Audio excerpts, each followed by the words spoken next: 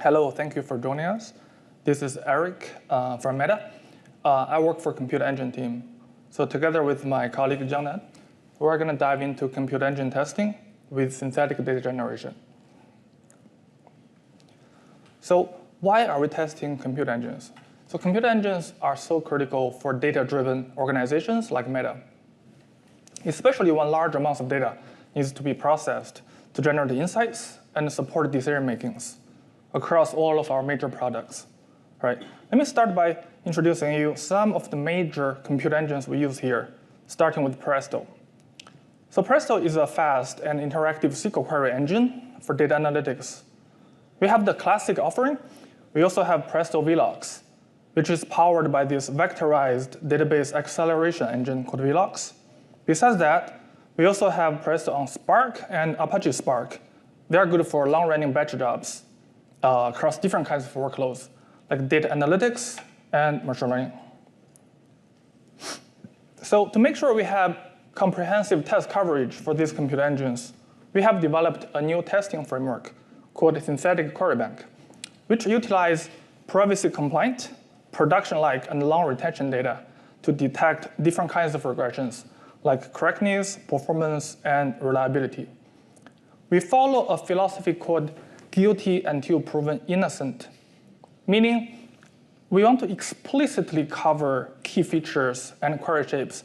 This is actually one of the major differences when you compare with traditional shadow testing, because they sample production traffic, and there's no guarantee certain coverage of specific features or dimensions that you care about. And in the next few slides, we're also going to dive into why we provide a higher signal and faster signal than traditional testing solutions. The first one is sustainable testing. Traditional testing, they use production data, and they're not privacy safe, right? It's production customer data. And they're not reusable, meaning when developer build a test suite to verify a new feature or new optimization, this test, they expire fast. I'm talking about a few days, because production data are subject to change, right? So the way we handle it is rewrite our production query to use privacy-compliant data, production-like, and long retention synthetic data. This helps us to avoid wasting our testing investment and also guarantee a sustainable, automated, and continuous verification, not only for just one engine, but also across different solutions and data warehouse products. Next one, invest once and gain continuous insight. In our data warehouse, there are so many products, right? If each engine maintain or design their own testing solutions and testing suites, that's a big waste. So our solution, for the same test query we built for Presto Classic, they can be reused for different flavors, like Presto on Velox and Presto on Spark. The reason is they speak the same SQL dialect. So as you can imagine, when we develop the new engine like Presto on Velox, it's very easy to surface bugs and identify missing functionalities because you have this good foundation of consistent run and histories, right? And also, for all the dependency services, we have the free coverage, like Hive Metastore or storage layer. Internally, we call it warm storage, but you may have heard of the cloud storage or HDFS. Faster signal. What it means, shadow test has a pain point because it runs production traffic on production cluster. So if your query on production runs 10 hours, shadow test also runs 10 hours. First, it's slow, right? Second, it's expensive because it consumes power, CPU, and memory. And you have to run that on both control side, which is your production cluster, and your test cluster for the test runs. Then you compare the results. So for synthetic query bank, we reduce the control side completely. And we further reduce the data size to speed up the test, which makes it a good candidate for even for PR time integration, meaning for every incoming change, we can run this end-to-end test besides unit tests. High signal for correctness regression. As we briefly mentioned, the data are subject to change, meaning your rows can be deleted or updated, or your entire partition can be dropped in production because it's always using production data. This applies to all the common compute engines, Presto, Spark. You may have heard of some commercial product which has a time travel functionality, meaning they can run a query older timestamp, but it also may not work when your DB schema change, right? Because even your production query that you persisted doesn't even work anymore. So we try to solve this problem by minimizing all the possible changing factors. We provide immutable and long retention data. Basically, we solve this problem from the ground up. And we have this consistent run history, which gives you a high signal and non-flaky baseline.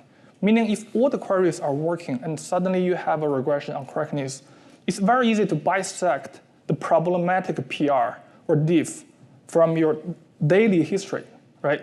So you can identify your issues not during release time, but on a daily basis.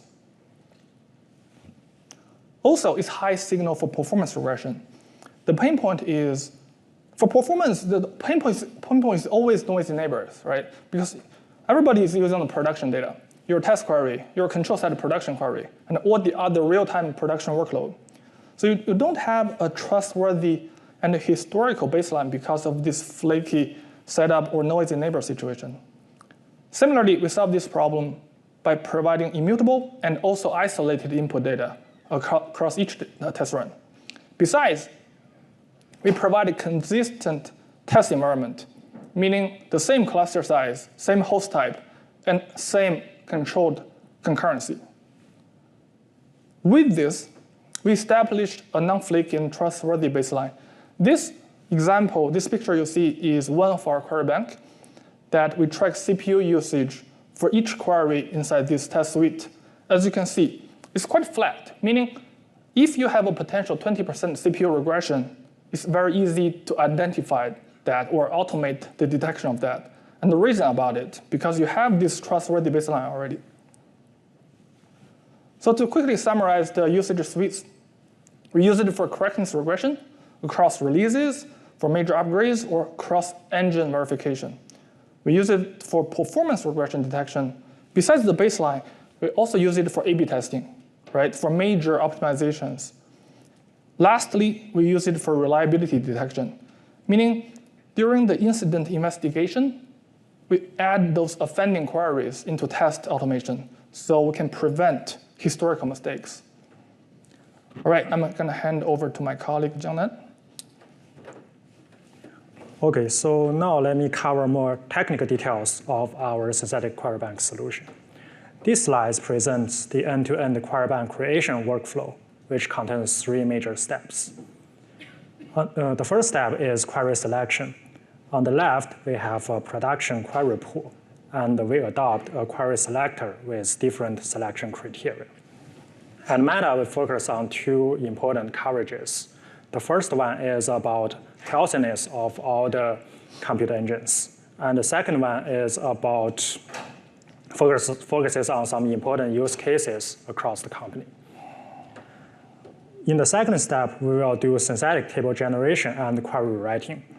We first have a query parser, which extracts the production table names, as well as producing the query syntax tree for each production query. We then adopt a differentially private synthetic data generation algorithm, aka DPSDG algorithm, to generate privacy-compliant and production-like synthetic table. Here, our DPSDG algorithm has 2 major steps. The first step is fit, where we train a model for each production table with DP guarantee. The second step is generate, where we generate a synthetic table with the given number of rows from the underlying model. This 2-step process makes it possible for us to enable parallelism through vertical scaling and horizontal scaling. We then have a query writer, which rewrites the query using the synthetic table names and the original query syntax tree. The last step is synthetic table preservation and the rewritten query preservation. So at this time, we will also run the rewritten query on a stable version of the computer engine. And we will also persist the checksum of the result as a baseline for future usage. let me talk a bit more of our DP-SDG algorithm. We noticed that in general, a given user data set, the columns can be split into two categories. One is feature columns, which represents the demographic information of each individual, such as age, gender, and country. The second category is what we call user identifiable information columns, aka UI columns, which can be used to directly identify a particular user, such as user ID and the phone number. For these two different categories, we adopt two different pipelines to generate synthetic data. For feature columns, we notice that in academia, there are a wide variety of works focusing on how to preserve the marginal distributions as well as the correlations. So here, we adopt a Gaussian coupler model with DP guarantee. In the meantime, we also see that many third-party solutions only support some basic column types, such as int, float, and string. But at Meta, we also see some other column types, such as array, map, struct, timestamp, and binary, which are also very commonly used in the computer engine testing. So one improvement we did here is to expand the support to those column types by saliently flattening and discretizing such columns, so they can also be served as the input of the Gaussian coupler model. After we get the output, we do another inverse transform, so we can get synthetic feature columns in their original forms. Our second improvement is to develop a dedicated algorithm, which we call DPUI algorithm, for those UI columns, which I will cover soon in the next slide. By combining the outputs of these two pipelines, we get our complete synthetic data set. Here are more details of our DPUI algorithm. The key idea is to preserve the second-order histogram of the UI columns. Let's take user ID as an example. On the left, I calculate the first-order histogram of the user IDs, which is essentially a dictionary where the keys are the user IDs and the values are the frequencies of each user ID. For example, user ID 101 has occurrence 4. The reason why we don't directly preserve first-order histogram is it leaks user information. From this table, we can directly tell that user 101 appears in the original data set. Therefore, we calculate a histogram of the first-order histogram, which we call second-order histogram. Here, in this dictionary, the keys becomes the frequencies of the user ID, and the values are the frequencies of those frequencies. Since this dictionary doesn't have user ID anymore, we won't leak user data directly.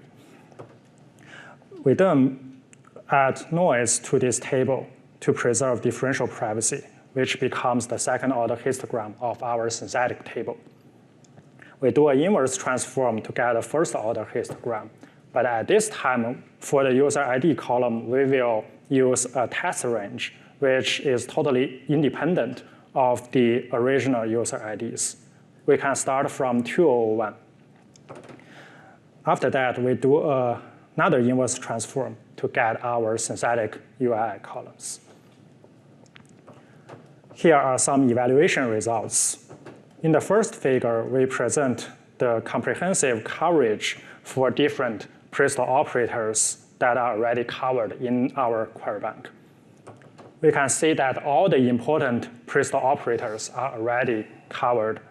But most importantly, since our production query pool is sufficiently large, which means that we can add more and more queries for a particular operator to increase its coverage. In the second figure, we consider the relative difference in the number of output rows. Remember that we have 2 runs for each production query, 1 production run and 1 test run.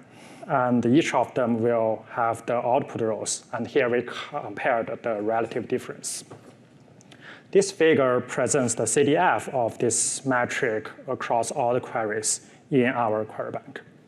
we can see that more than 60% of the queries have relative difference very close to 0 or exactly 0, which means that they are very good candidates for our performance regression test.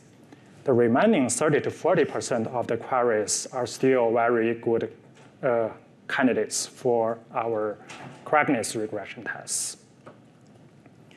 Let me conclude this talk with a summary. At Meta, we developed synthetic query bank for our computer engine testing, which leverages a carefully designed DP-SDG algorithm to generate privacy-compliant and production-like synthetic data. Our query bank facilitates regression detection across 3 critical testing dimensions: correctness, performance, and reliability. Because of it, at Meta, we have a comprehensive test coverage for different computer engines. That's all for our talk. Thank you very much for listening.